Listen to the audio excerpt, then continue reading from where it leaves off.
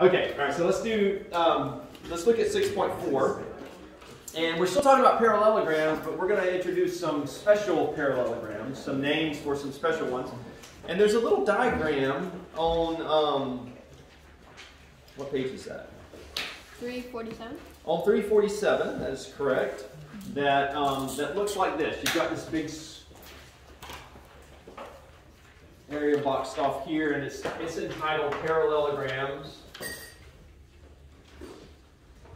Right, so everything that's inside this box, these are parallelograms. So it's got some listed, you know, some that we've looked at before, and but then it says down here that there are some special parallelograms. So I'm going to put this one right in the middle here, and then we've got a circle that goes out here. We've got another circle or oval that goes out here. Although that's not really an oval either, but that's okay. So we've got rhombuses, and we've got squares right here in this middle section, and we've got rectangles over here. And so for rhombuses, we've got something like this, and then something that looks like that. And for rectangles, of course, things that look like this. And so the point is, everything inside this big rectangle is a parallelogram, right? You have just the standard parallelograms that we've been kind of fooling around with, but rectangles are, what does it have to be in order to be a parallelogram? What's the only requirement? Opposite sides have to be parallel. Opposite sides have to be parallel, right? So for all of these shapes inside here, opposite sides are parallel. But for some of them, there are other conditions that they need. And so like in the case of rhombuses, the rule with a rhombus is that every side has to be the same length. Okay? So every side has to be the same length in a rhombus, which means that a square would be a parallelogram because the opposite sides are parallel, and it would also be a rhombus, right? Because every side has the same length. But squares are actually a category a little bit beyond a rhombus in that it also has every angle is 90 degrees, right? And that's our rule for rectangles. Every angle has to be 90 degrees. So, so just make sure you kind of understand this diagram and recognize that if I were to give you a square and ask and tell you to give me all the names for this shape, it would be square, it would be a rhombus, it would be a rectangle, and it would also be a parallelogram. And there's actually one more category. Regular. What'd you say? Regular polygon. Well, okay, so you could go for some of those, but I'm more thinking about the quadrilateral, right? So all of these here are also quadrilaterals. By the way, did everybody get the pentagon on the test? Yes. Okay. 5-sided polygon. So there may be more than one name that describes a particular shape, right? So that's what we're trying to convey here. Squares match all of these categories. Rectangles are only over here. Squares are also rectangles. Rectangles are parallelograms and quadrilaterals, but a rhombus is not a rectangle, and a rectangle is not a rhombus. Okay? All right. So we're gonna define those and give you kind of some specifics to define those, but we're asking a question based on this diagram. Is a rhombus a rectangle? And I actually just gave you the answer to that accidentally. Is it? Yes. No. No. No? Look at the diagram here. Oh, no. Here's rhombus. It would be true for one specific rhombus, a square. No, oh, I thought you said square rectangle.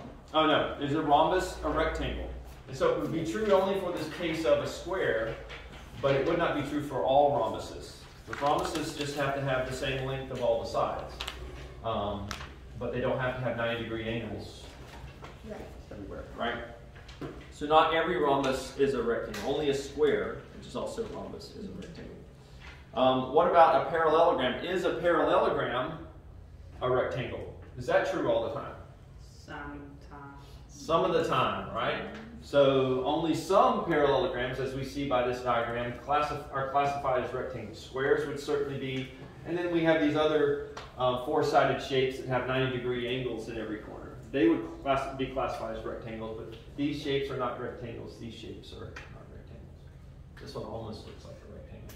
I don't even know if that's doesn't even look like a parabologram actually. Look at it. So, it's close enough. All right, so you guys get that? Any questions about that? No? Okay. Let's see. A, B, C, D. This is example 2 is a rectangle. What else do you know about A, B, C, D? So they've drawn this picture here. A, B, C, D. A, B, C, D. And they say, we know it's a rectangle. What else do we know? Parallelogram. It is a parallelogram too, right? So it has to be a parallelogram, that's true. And a quadrilateral. It's also a quadrilateral, yeah. Because it's a rectangle, we know it's already explicitly spelled out for us, but we know that each of the angles there are 90 degrees. But we also know that because it is a parallelogram, we also know that consecutive angles are what? They're supplementary. Supplementary, right? They equal 180 degrees when you add them up. So we know that because it's a parallelogram, right? We know that opposite sides are parallel, right? Because it is a parallelogram.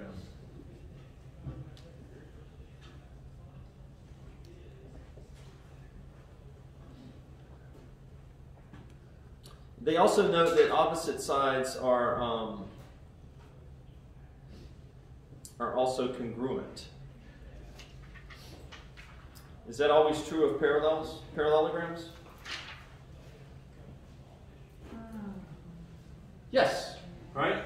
So opposite sides, that's part of the definition of a parallelogram. We've got a theorem that states that opposite sides are congruent. So make sure you know those theorems, right?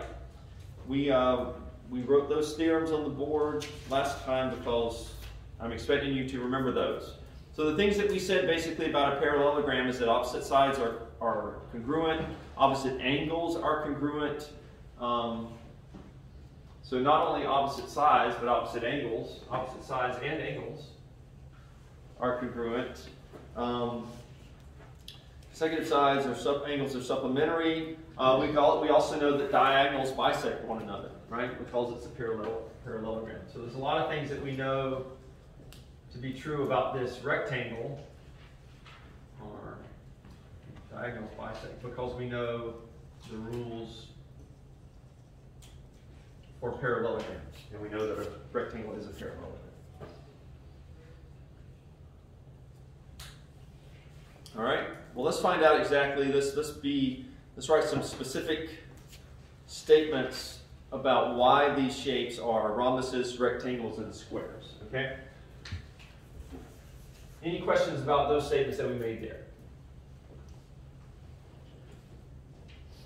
Where did I get all of this information? How did I know all of this? Parallelograms. Joshua. From the theorems in the other chapters. From the theorems about what? Parallelograms. Parallelograms, exactly. Joshua was the only one that was polite enough to raise his hand. Thank you, Joshua.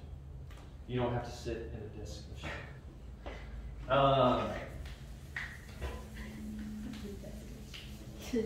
So let's write down these corollaries of. Well, first, I want to just draw these shapes. I want you to see these shapes. So a rhombus, because I think seeing the shape, seeing it written like this, kind of helps me just visually quickly remember what each one is. So here's a rhombus, right? For a rhombus, the key thing is that it's a parallelogram where these are all parallelograms, special parallelograms.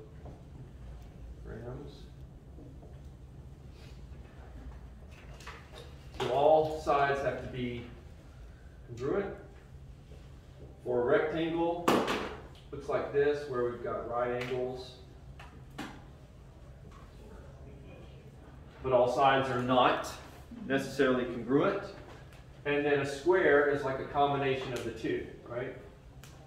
It's got right angles at every corner, but it also has congruent sides. So a square is both a rhombus and a rectangle.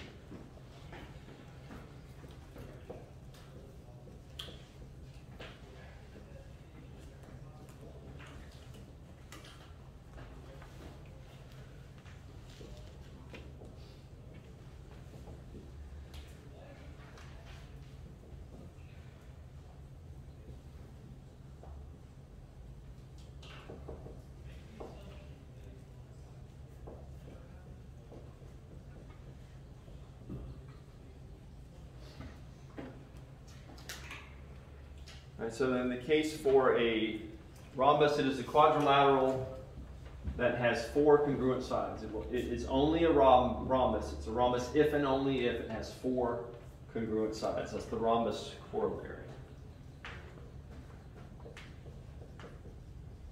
The rectangle corollary.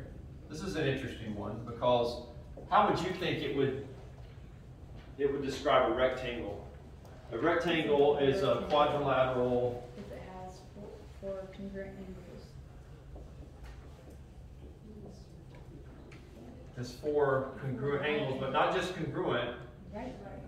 That's right. They have to be right angles. It's a rectangle. This actually wasn't the statement I was thinking about. We're going to see another one in a second. That a conclusion that we draw because of its definition. If and only if it has 4 right angles, so make sure you remember they got to be right angles.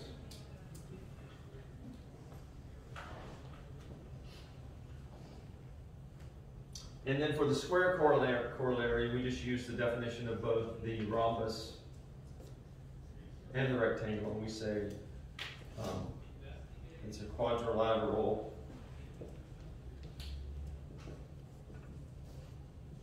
is a square if and only if it is a rhombus and a rectangle.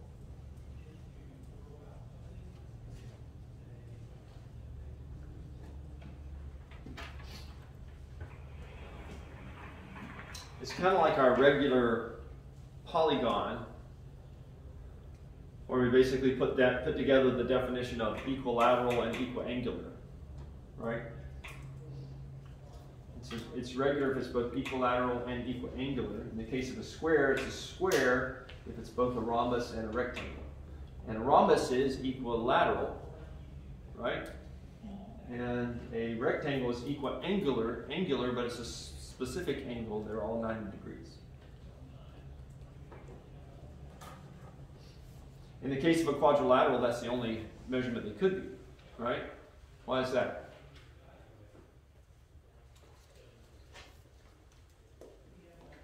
Why do they have to be 90 degrees with it being a quadrilateral? If it's equiangular. Because all of the angles in a quadrilateral add up to 360. And if all the angles are the same, we're dividing 360 by 4, and that is 90. Right? So it has to be 90 degrees in order to be equiangular and a quadrilateral. All right. So it asks us in example 3 to determine, we've got a rhombus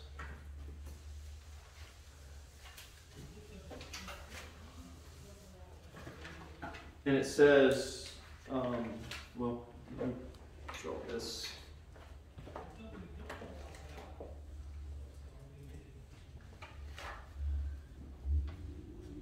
PQ or S, 2y plus 3, 5y minus 6, and it says find the value of y. Can we find the value of y?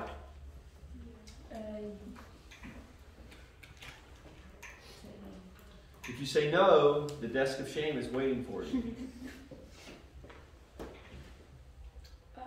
We can, because what do we know about, it tells us in the problem here that this is a rhombus. So the sides are equal. So all the sides are equal. So that's the key. It's because they told us this was a rhombus, right? And so if all the sides are equal, then we know 2y plus 3 has got to be equal to 5y minus 6. Who was it that said the sides were equal? All right. So Cameron.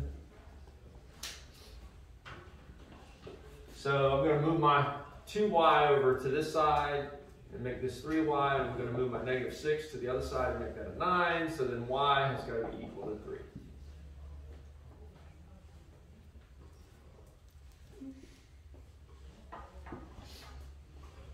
So this is the key here, right? If you messed up the other steps, I'd only count off a point, right? This is what I'm looking for, to make sure you understood the length of those sides had to be equal to one another, because it was a rhombus. Questions about that?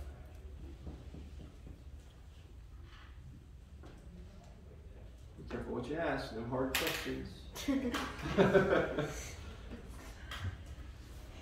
All right, so let's go through a few theorems, and that'll be all we have for this chapter. For this section, sorry, of the chapter. Theorem 6.1. 6.11, sorry. 6.11. It says a parallelogram. Did we come up with a little symbol for that? Yes. Yes, it was like a rhombus. It's like a little, it's like a little thing that looks like this, right? So I'm going to write that like that. Because I can't figure out how to draw a picture of Ella on Instagram, so we kind of have a parallelogram. A parallelogram is a rhombus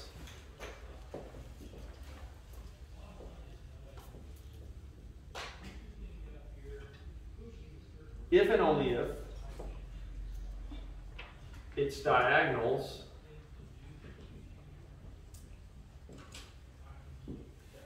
are upside down T. What do I mean by that? Perpendicular. Perpendicular, right? So, just to draw a picture of that,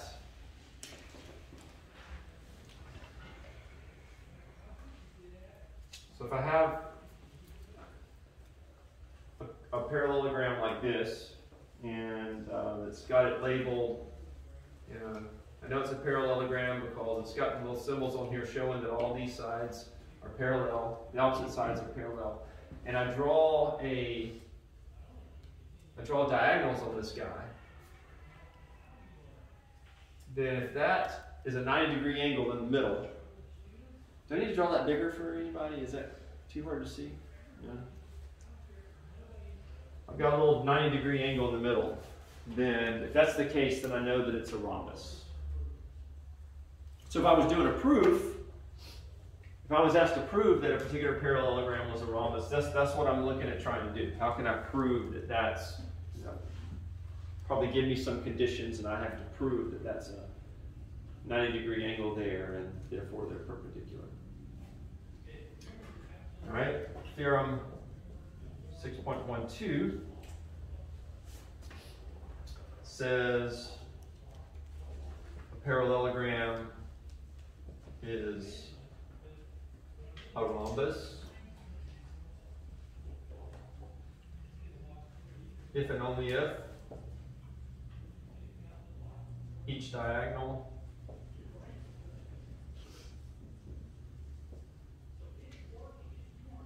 bisects a pair of opposite angles.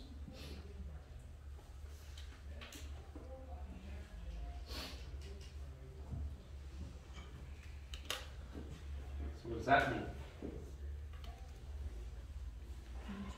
I'm going to draw my diagram a little bigger this time.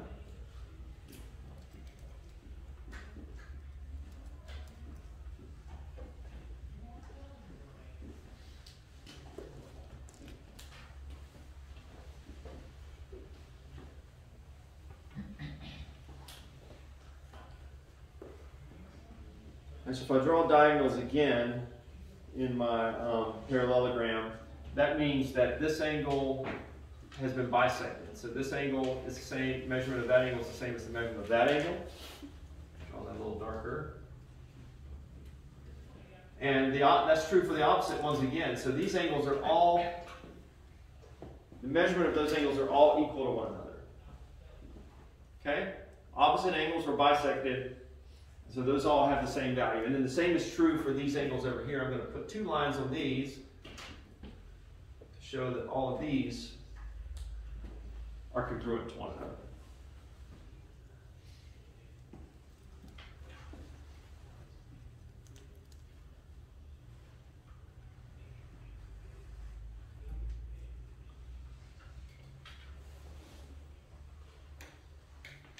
All right, then one more theorem that we're going to use in solving problems, theorem 6.13.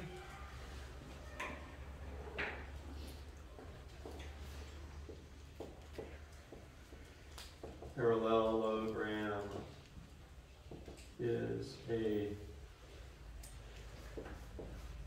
rectangle if and only if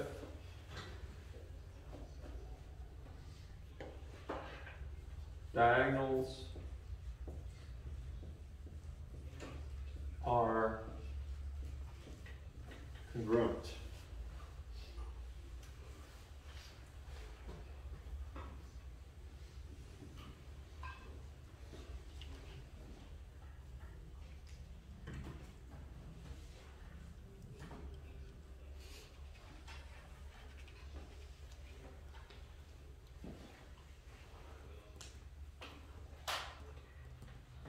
Terrible drawing.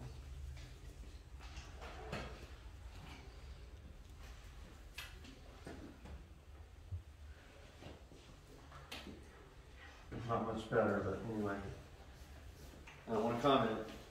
Get the desk. All right. What do we know about parallelograms and their diagonals?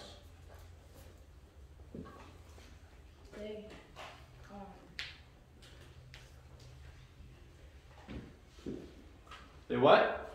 Yes, I see 2 very polite young men. I see Cal and I see Aiden. I'm torn. So I'm going to choose you again. I'm joking. Cal, what do you say? They bisect each other. They bisect each other, okay? So that means that this length here has to be the same as that length there, right? But now if I take this theorem into account, Aiden, what does that mean about the length of this and the length of this? They're going to be the same as the other 2. They're going to be the same as the other 2, so I can also put a line there and a line there. Because now we know their diagonals are the same length, right? So every half of a diagonal there has to be the same length. Does that make sense to everybody? All right, so any questions overall about those theorems? Is there anything confusing? Anything you want me to review or restate? Okay, well, let's do an example that forces us to make sure we understand what these mean. Which one do I want to do?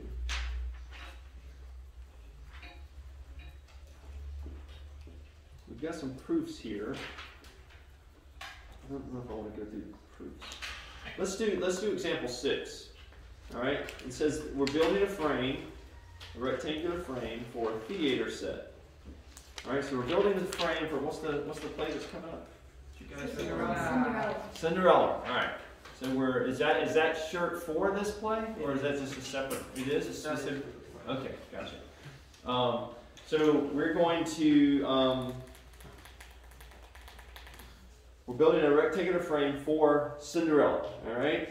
And so you nail 4 pieces of wood together, shown at the right. What is the shape of the frame? So they put this frame together, and they note that we've got 4 feet on the top, and 4 feet on the bottom, and 6 feet on this side, and 6 feet on this side. So what can we say about this shape? What's the most specific name for this shape? Rectangle. It is a rectangle, right?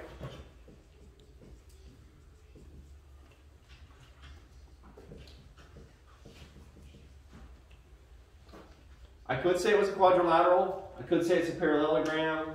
But the most specific name that tells me all of those other things is to say that it is a rectangle, right?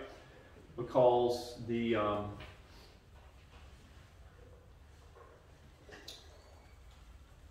opposite. No, I'm sorry. I can't say that. I can't say that. That's not what I know about a rectangle. My bad. I'm trying to have to erase it. I'm joking. Still leave your name up there. Why is it? Think about it again. What do we know? What are we told we about a only know rectangle? the lengths of the sides. We only We know don't the length of the if side. What has to be true right for a angle. rectangle? We have to It know has the to have right right angles for every So angle. if all we know is opposite sides are congruent, the best we could say is that it is a Parallelogram. parallelogram. That's right. All right. I of course knew that when you said rectangle, but I just thought you guys would learn it better if we kind of step back. So, Yeah. yeah, that's right. All right, so we know it's a parallelogram. How can we figure out from a practical standpoint, what measurement could I take to verify that it is in fact a rectangle if I was trying to determine if it was a rectangle? Yes? You'd have to have right angles on each side. I'd have to have right angles, but let's say I couldn't measure the angles. Let's say I just have my measuring tape. Is there a way I can figure out if it's a rectangle? Somebody that's not on the board? You almost raised your hand, Mary. She's thinking about it. Processing. If I have my measuring tape, when she thinks about it, she goes into her English accent. I would use my measuring tape and I would say, You can measure the diagonals. she said she lost her English accent. She could measure the diagonals. Yes, David. You could also measure the sides. Would that really help me though, David? I've already measured the sides. Is that going to help? I don't think Do it again. so. This desk of shame for you, young man? No. So Mary's right? So I could measure the diagonals. Now, how would that help me, Mary? What would have to be the case for those diagonals if it's truly a rectangle? They would be congruent. They would have to be the same length, right? So I would measure this here, and I would measure this here, and if they were the same length, I could say they were rectangles. But what we did is we measured it, and we found that one diagonal was 7 feet 4 inches, and the other diagonal was 7 feet 2 inches. So is this a rectangle? No. No. We did something wrong when we were squaring it up, right? Because we didn't have our square, so we couldn't make sure that these angles were correct. But isn't that kind of cool? You could verify that without having a square. You could kind of lay this whole thing out and then measure that distance there, and if that distance there is if those distances are the same, then you would know that you have everything squared up and you in fact have a rectangle. All right, does that make sense, everybody? Yes? Okay. Let's go on to the next section because I want to make sure I have time to go through this one. Trapezoids and kites. And I really wanted to fly a kite in here, and I was like, maybe if everybody in the room went, but I thought it would only fly for like half a second, right? Because what's the chances we could get everybody to blow at the same time? And some of you guys are drinking coffee, so we'd have all this coffee breath. It probably wouldn't be a good experience, especially for me at front of the class. So we're just going to talk about what a kite is. All right, we're going to give you a definition of that. And a trapezoid.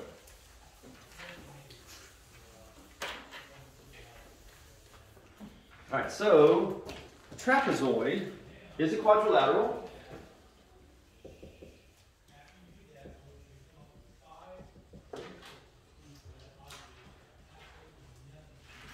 No good way for me to draw that. No symbol I can think of.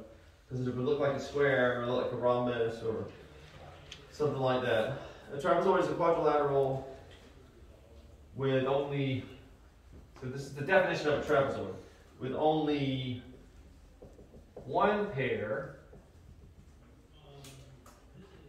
of parallel sides. So if it's only got one pair of parallel sides, it is not a what? It's not a parallelogram, right? You haven't made it on the board yet, David. I heard you say it that time. One pair of parallel sides. And just to kind of add to that, if the legs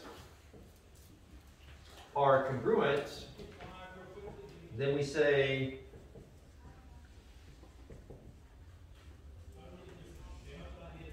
that we have an isosceles trapezoid. Okay? So a parallelogram in general looks like this. This is the general shape where we've got opposite sides that are parallel, but only one pair of opposite sides that are parallel. And we refer to this part as the base, and we also refer to this part as the base. And these are both referred to as legs.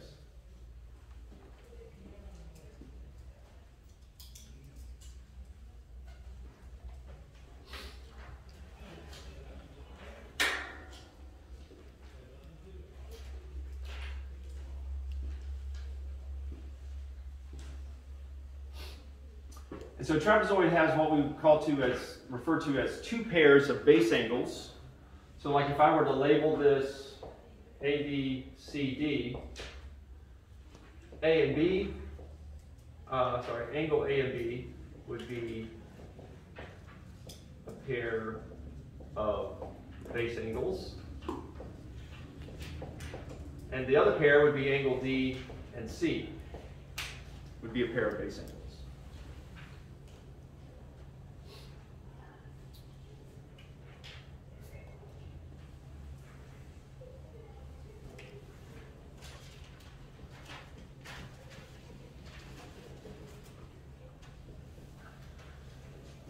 As far as the isosceles trapezoid goes, we could just label it like this. If I gave you a diagram that looked like this, stating that those are parallel, and then I also put marks right there to show that those sides were congruent, then you would know we were dealing with an isosceles trapezoid. All right? Or if I gave you a problem and said, we have an isosceles trapezoid, then you would know that those opposite sides there that were not parallel would be congruent to one another.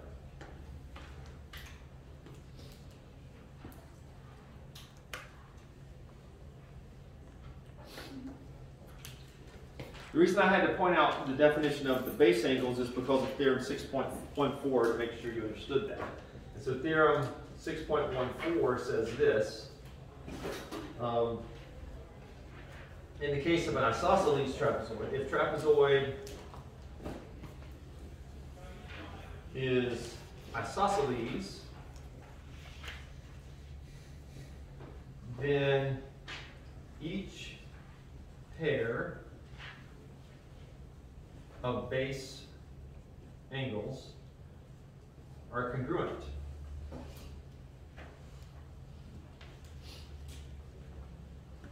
And so if I label this guy A, B, C, D, then that would mean that angle A is congruent with angle B, and angle C is congruent with angle D. If it's isosceles.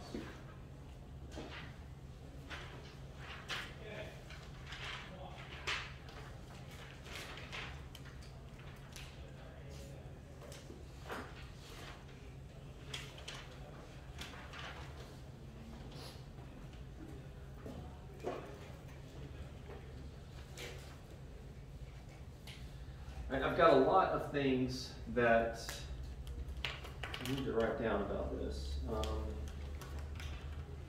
I think I'm just going to write all these down, 6.15 and 6.16, and then the mid-segment one. So I'm just going to put them all down here, and then we'll try to use them in an example. Theorem 6.15 says if a trapezoid has a pair of congruent base angles,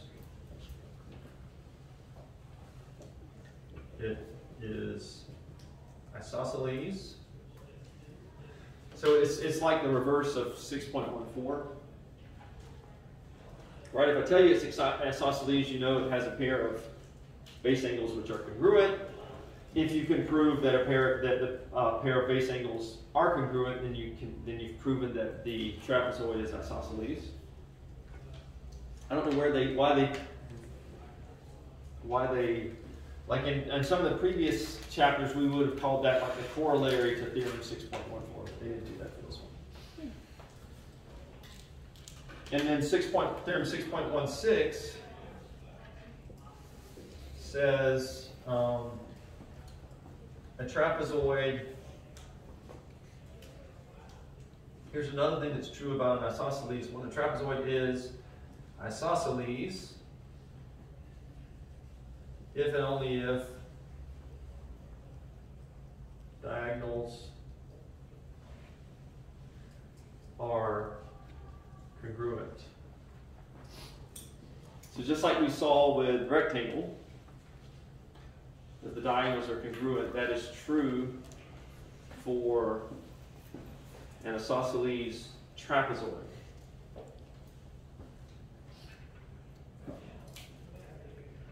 However, we cannot say what we said about a rectangle over there, where each of the segments that are created by the diagonals crossing are congruent. Why can't we say that about a trapezoid?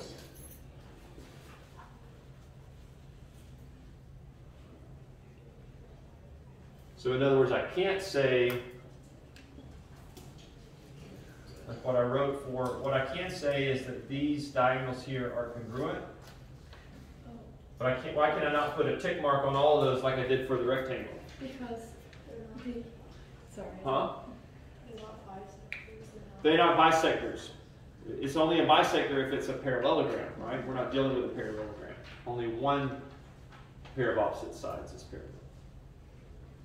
All right, and then our last definition here is another theorem. Oh man, I hate to write this down. Look, can everybody see if I write down here? Everybody in the room see that? Olivia, you're not looking up. Can you see that area there if I write down here? Okay. Huh? Okay, cool. All right. So this is theorem 6.17, sorry. This one actually has a name. This is the mid-segment theorem for trapezoids. She must have assigned them to watch some videos in order to get through all this material. There's just no way you could cover all this in one class. Do 2 more sections. It says the mid-segment, and I'll draw a diagram in a minute to show you what the mid-segment is. The mid-segment of a trapezoid is parallel to each base and its length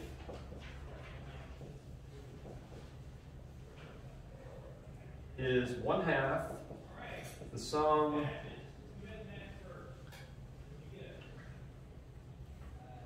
of the lengths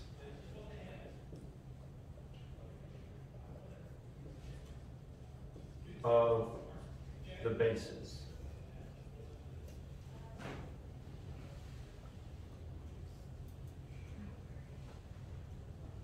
So let me draw a diagram. So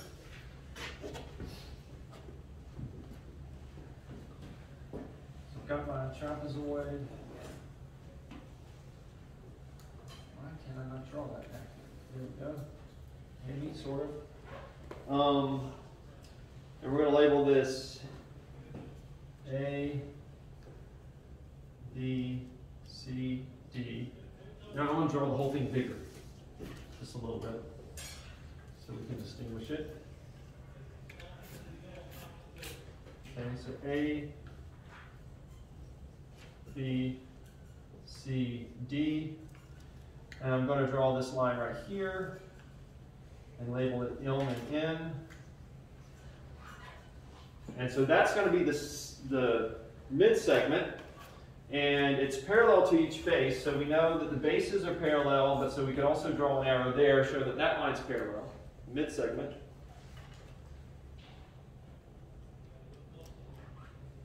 So we could write down then, that means that MN, line segment MN is parallel to AD, and line segment MN is parallel to BC, line segment BC. But then also, we could say that the length of LN, based on the second half of the mid-segment theorem for trapezoids, that the length of LN is equal to, and here's the formula you need to make sure that you understand, 1/2 AD plus BC.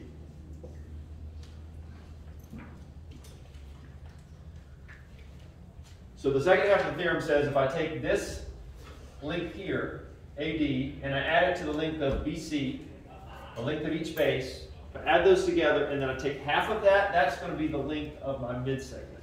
Okay? Make sense? Pretty cool. All right? All right, so that was a lot of information. Let's see how we would apply that. And remember, like when you take a quiz, you know, this week you guys forgot, for example, that in parallelograms, consecutive angles are supplementary. Right? So if it's in one of these theorems here, that's information that's going to be important that you remember and that you can use on the quiz. All right? So let's do one on, so example 1 says this. We've got an isosceles trapezoid, looks like this. They tell us it's isosceles, so we know that this is parallel and these lengths are equal. And they tell us that this is 50 degrees. And so they basically said, find all the other angles in that diagram.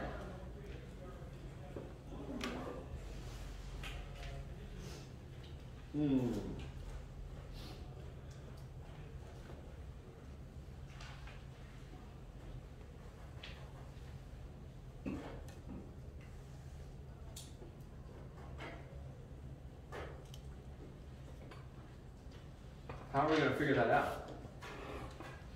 What information do we have that would help us figure that out?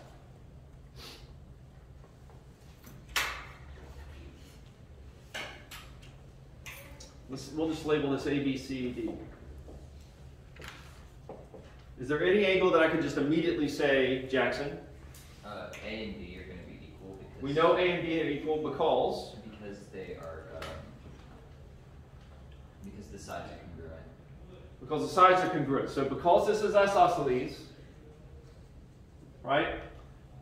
This right here, theorem 6.14, says that our base angles are congruent. So we know A and B have to be the same. So these both have to be 50 degrees. All right? Cool. We're halfway there. Well, how can we figure out the other angle? So what else do we know? If A and B have to be the same, since this is isosceles, we also know that the measure of angle D has got to equal the measure of angle C, right? So whatever these values are, let's just put an X here. We know those values are the same, right? What do we also know, though, because this is a trapezoid, but what's this bigger shape called?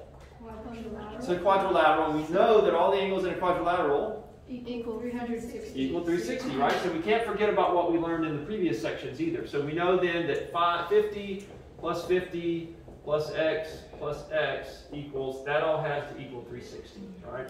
So 100 plus 2x equals 360, and so 2x equals 260, and so x equals 13. No, 130, sorry. 130 degrees. Right, so both of these angles down here are 130.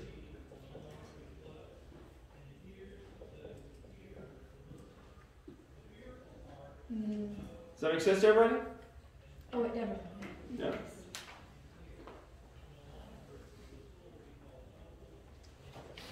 All right, let's do the layer cake example, which is example 3.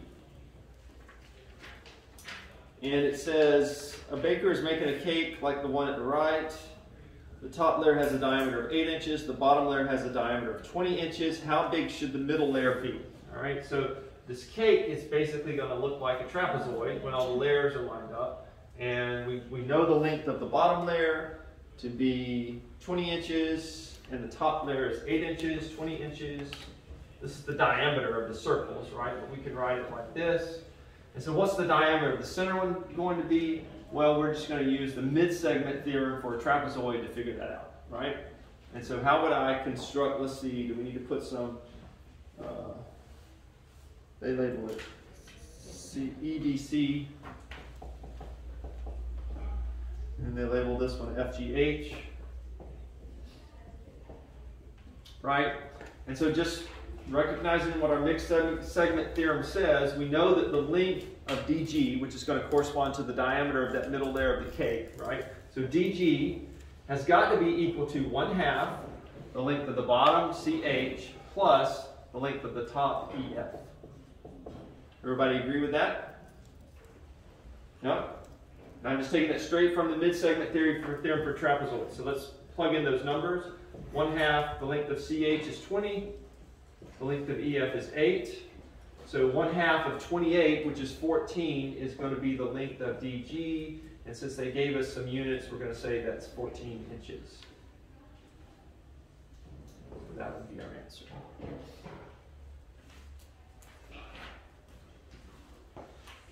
All right.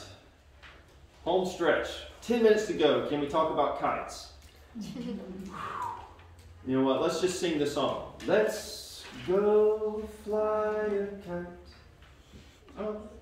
Does everybody know that song? Highest high. What is that from? Is that Mary Poppins? Yep. Yes. Okay, all right. I was like, I know that song, but I don't remember what it's from. Okay, have you guys ever done Mary Poppins here as a play?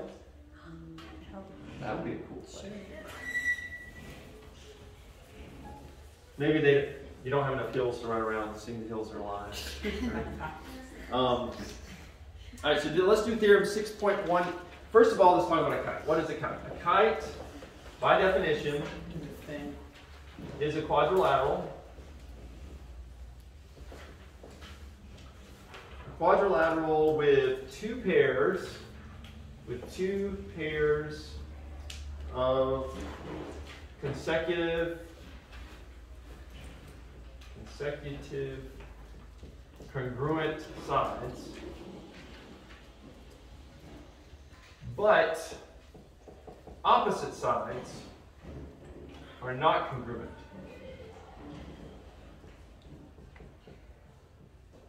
So that's, if we write it out in words, that's what it would look like, but a picture works much better. It looks like what we imagine a kite looking like. All right? It's like that, where these sides are congruent and these sides are congruent. But the sides opposite one another are not congruent. All right? So that's the shape of a kite.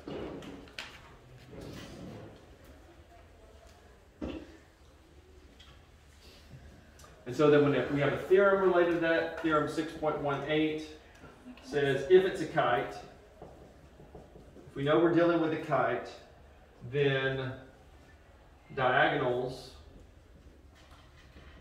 are perpendicular. So in other words, for this drawing here, if I were to draw a kite like that and draw my diagonals here, that means that and I labeled it A, B, C, D, like that. That would mean that line segment AC is perpendicular to line segment BD. So that means we have right angles right here, right? In the middle. So that's theorem 6.18.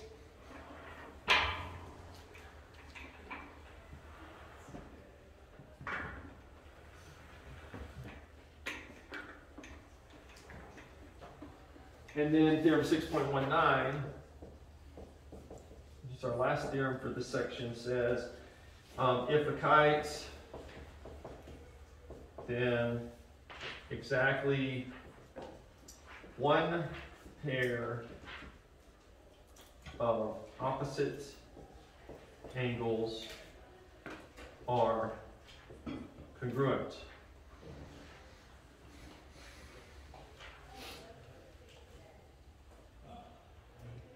So using the same diagram, that means that only one pair is congruent. So like in the way that I've drawn this one here, it means that angle A and angle C are congruent, but angle B is not congruent to angle D. So we put a slash through the congruent symbol there. All right, so that will always be true if the shape is a kite. Okay? Only one set of the opposite angles will be congruent. So these are the same. These are congruent, but the other ones are not congruent.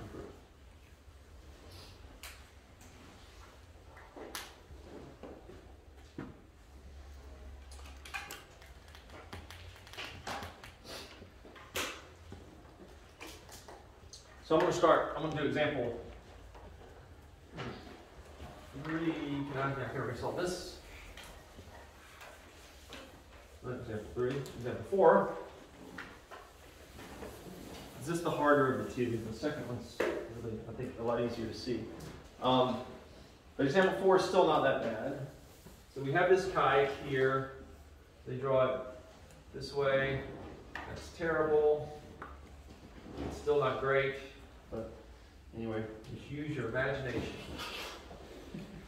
And we have 20 labeled here, 12 there, 12 and 12. All right, so that's the length of the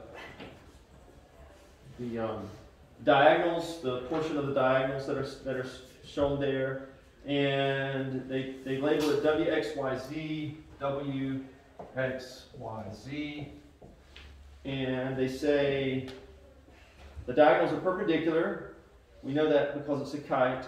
You can use the Pythagorean theorem to find the length of the sides. So if we want to find the length of each of the sides, let's just do one. Let's say we want to find the length of this side right here that we'll label A. I want to find that. What's the Pythagorean tell us about the length of that side? Yes? A squared equals plus B squared equals C squared. So that'd be 12 squared plus 12 squared equals A. Just to eliminate confusion, we'll label that C, just because we do typically think of the Pythagorean theorem as A squared plus B squared equals C squared, right? So C is our hypotenuse in the Pythagorean theorem.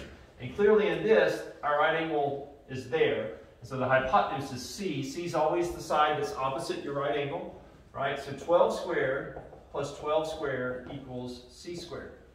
And so that's 144 plus 144, so 288 equals C squared. So C is going to equal the square root of 288, and they probably give us a decimal value for that for XY. 16.97.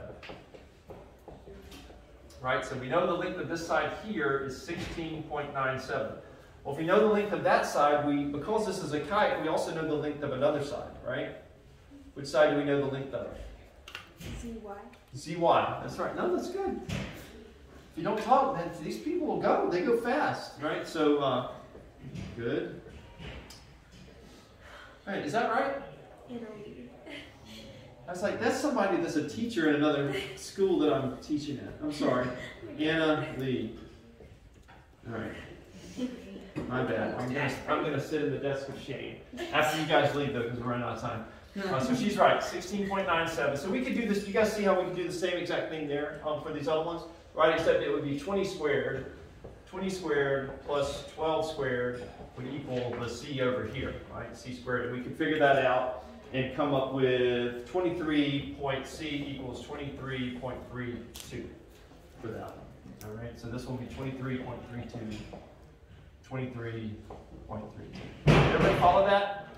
Could you do that on your own? Yes? If I gave you 20 minutes on the quiz, you can figure it out instead of 10? Yeah? Okay. All right. The next one, like I said, I think is easier. It looks like this. We have a kite. We know it's a kite. They don't tell us this time it's a kite, but they do draw the diagram like this, right? And so, because of that, we know by definition that that is a kite. Two pairs of consecutive congruent sides, but opposite sides are not congruent. And they also told us that this angle was 132 degrees, and they told us that this angle was 60 degrees. Right? Can I find this angle and this angle?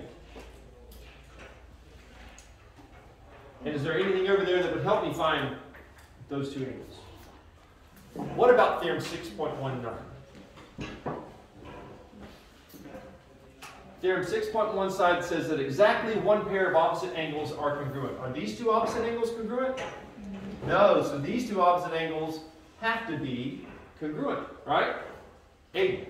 If their sum is 360 degrees, then you could add the 2 up and then do 2x. That's right. So if this was labeled J and this was G, we would know that the measure of angle J has got to equal the measure of angle G, right? So that means 2 times the measure of angle J plus 132 plus 60 equals 360. You guys agree with that? Mm-hmm.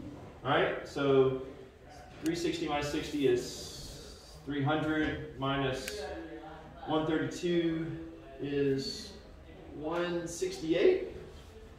2 times the measure of angle J equals 168. Did I do that math right? And the measure of angle J then has to equal 84. So what they got? Yes. So this is 84 degrees, and that's 84 degrees. Cool?